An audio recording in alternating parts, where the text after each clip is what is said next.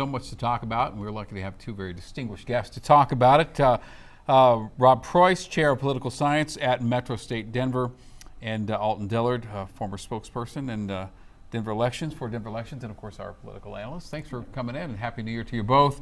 Gosh, where to begin? Rob, let's start with you.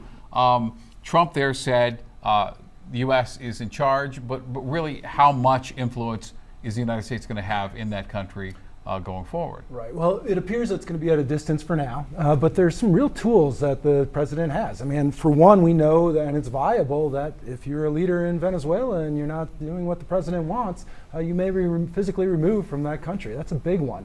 But there's also broadly country sanctions that can be removed and push those policies in one direction or another.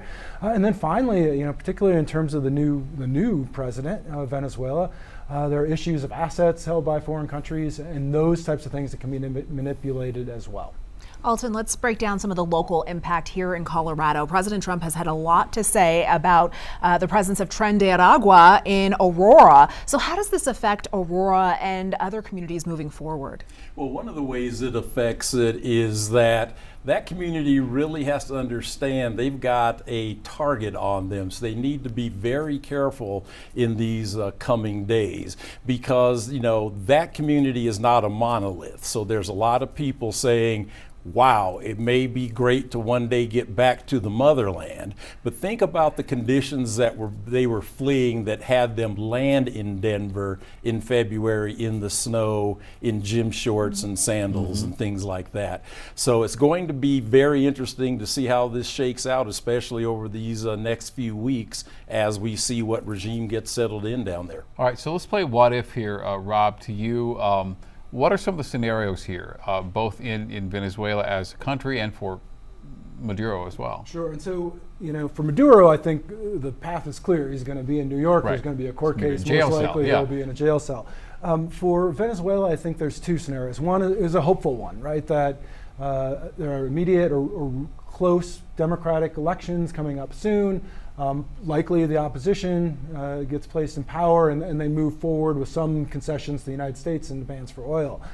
It looks more and more, and all this changes, is that the most likely scenario is that we see the new president, Rodriguez, part of the old ruling regime, the continued ruling regime, make concessions regarding oil, make some concessions regarding drug trafficking and flow, and perhaps make down the line, although it doesn't seem to be a priority of this administration to deal with the democracy side. So kind of a modified status quo, which then gets back to Alton's point about the conditions in that country and whether they'll change dramatically or not.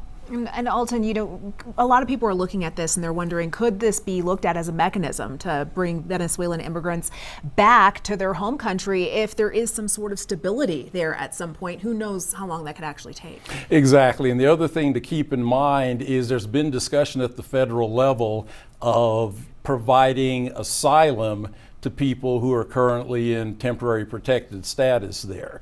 And so again, I go back to the conditions that were being fled that had people walking on foot through multiple countries to escape it. And so I am just thinking that there's again going to be that half that says, let's see how everything plays out. And there's going to be that half that says, no, if we're having a path to citizenship or even just, again, permanent status in the United States, that they may take that over going back to Venezuela. So about 30 seconds here, we're out of time. Your reaction, Rob, when you saw this, and also, is there precedent for this?